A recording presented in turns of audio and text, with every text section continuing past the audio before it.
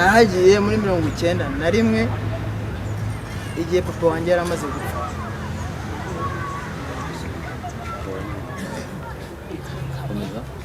Papa wawe ni? Papa wanjye yitwaga Obote Michel. Obote Michel yari umuganda, yarashakanye na murumuna wa Mariya umugore wa Magari. Kuva ngiye kuba mu rugo rwa Magari, nahagiye mvuye kwa Sasta Claudie warutuye ku Kicukiro. Haba ibibazo byo muri famiye bati uriya mwana we natwe ni uwacu kuki twebwe ataza kuba iwacu. Nibwo navuye kwa Sasta Claudie. Icyo gihe byari ari umunsi wo ku cyumweru mu gitondo, imvura yaguye, haza umusaza Garasiane Rugambwa rwa Kigali utuye Nyamirambo, niwe waje kumvana kwa Sasta Claudie. Njya kuba kwa Garasiane i Nyamirambo, nahamaze nk'ukwezi. Mubabare hari abantu bagiye batamubamye batatarahiye. Oya, kurahira nta kibazo.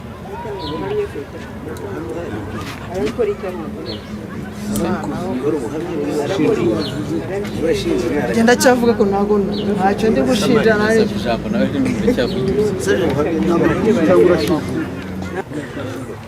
Mvuye kwa Garasiane yewe se dikitsira ntanzeho Imanaho umuhamya ko ibyo ngiye kuvuga ari ukuri.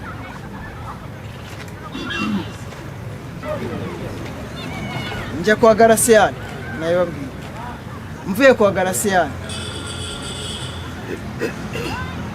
njya kwa Rutaremara Celestine atuye Igikondo.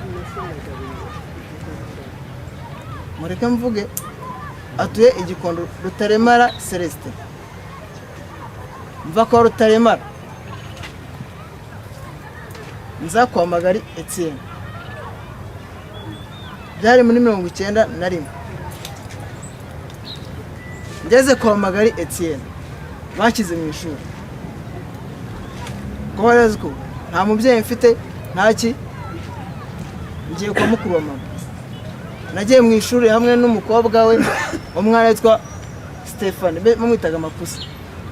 Hamwe twiga badushyira mu ishuri mu Rugunga. Twiganaga n'abana ba Rwanyagatare, abana ba Narcisse, abana ba Kiringiti, abana ba Mama Grace, Neja Cosmetique, umudamu ucuruza amavuta mu mujyi. Magari Etienne, Neja, Kiringiti badutwaraga, basimburanaga kudutwara ku ishuri mu modoka.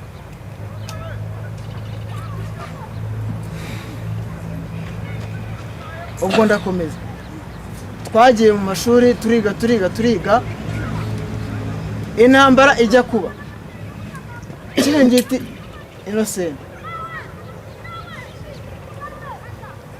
ndibuka ko twigeze kuva ku ishuri umunsi umwe, twajyanye nawe muri Seni tuvuye ku ishuri, njyewe Mapusi, abana ba Kiringiti, abana ba Neja Cosmetique, Mama Grace. Turataha. Umunsi ukurikiraho nibwo Kiringiti Innocent bamurase imbere yiwe. Turikumvikana. Bamaze kumura mu bice bya hano. Abamurashe ntaho ba nzi ko yararashwe. Ibyo byo ndabizi. Intambara yabaye mfite imyaka 12. Nandi mu wa 5 primaire. Oya umva wivuga ngo bite. Reka nayize mwama ijambo. Sibyo?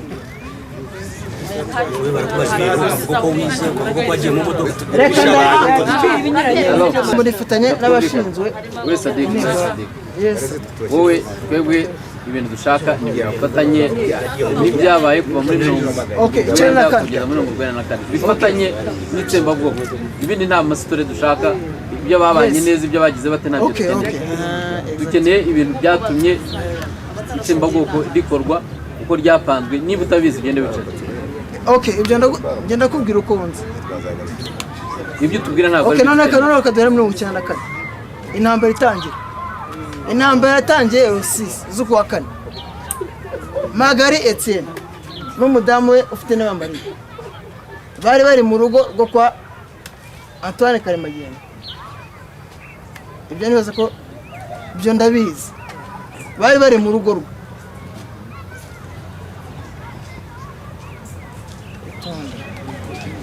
indege ya Habyarimana ikimara mureke mbabwire gira vuba banyemereye gukomeza ibyo bintu bikemara kuba byari rusisi bagiye muri botike kwa Magari bazana ibyari birimo byose mube Magari n'umugore we n'abana be bose baje mu cyumba cyanjye nararagamo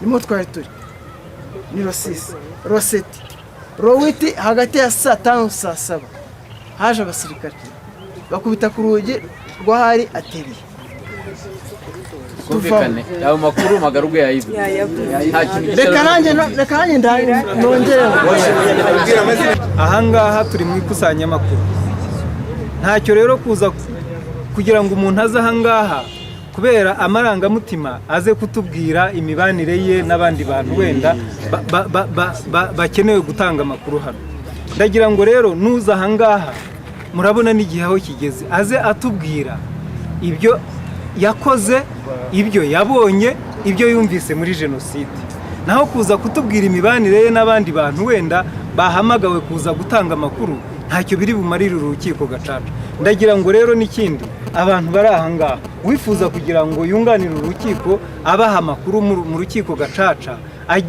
ajya ku ntego ataza kutuganirira ibitagira n'ibyo byatugeza aha muri uru rukiko ndagira ngo mbasabe ba nyakubahwa perezida mumfashe kugira ngo urukiko rugende neza abantu bahabwa ijambo kandi basabwa kugira ngo batugerere ku makuru yatugirira akamaro muri uru rukiko cyane cyane ku bigendanye n'ibyabereye muri uru Rwanda murakoze cyane na mbere nta n'umuntu wimwe ijambo muri gacaca ariko umuntu ufashe ijambo ajya avuga ibintu bifitiye akamaro iyi nama ibidafite akamaro uzareba hano bitwara njya turabyumvikanaho hari uyu mudamu nawe yari yasabye ijambo ufite inema Mariya Nsanzimana umuhamya ko ibyo ngiye kuvuga ari ukuri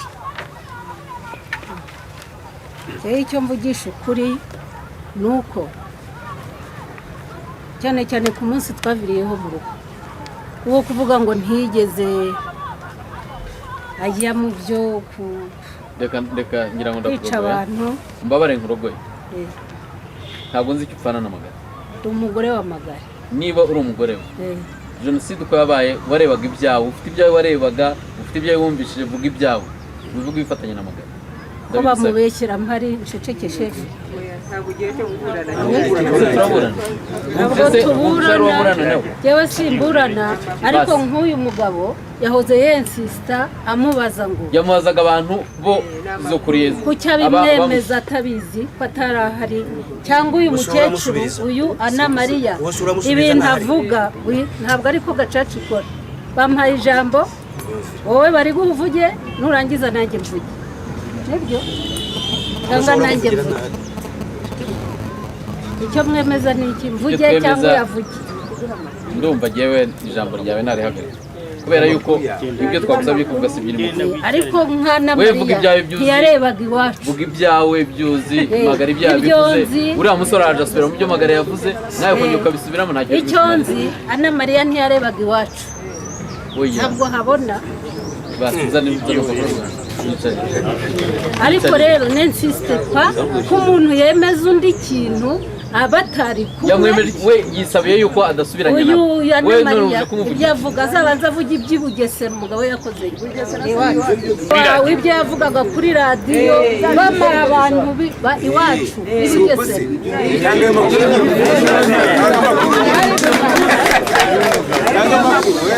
yavugiye kuri radiyo Rwanda yafatanije na Rwambuka kumara iwacu Bugesera none arabikamufura ngo abishyire kuri Magari kuko ari umuhutu. Fofera attention.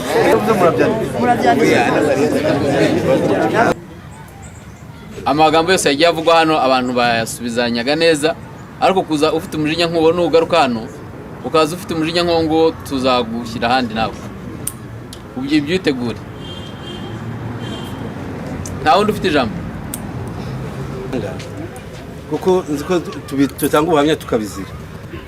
Nibanya kubaha ibyo Magara avuze n'ibyo umugore wavuze biduteye ubwoba, kuko hari umugore wamushinja arapfa, none muvuze nuko umugore wavuze ngo Fofera attention. Ubu ngubu ni ukudukanga, ngira ngo mwabifatira icyemezo. Murakoze.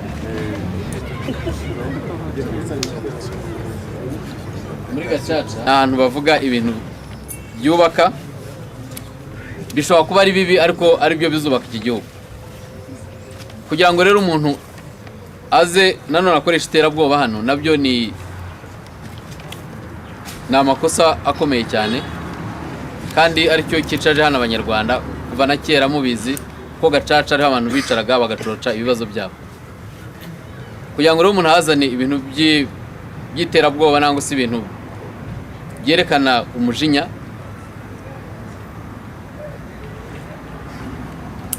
ntabwo byemerewe. Wongera kubikoresha ngira ngo we tuguhaye gasopo ntuzongere. Ni nabo bwa mbere uje hano, waje uri umutumirwa ariko ndareba ufite ingeso zitari nziza, ntabwo ibyo hano dusanzwe tubigira. Nitwongera kugutumira ntuzongere kuza ufite umujinya umeze uri. Nagira ngo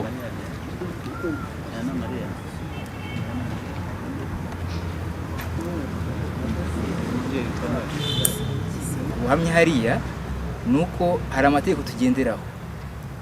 Niba umuntu aje agatera ubwoba umuntu watanze ubuhamya, hari amategeko abiteganya ko agomba kubihanirwa.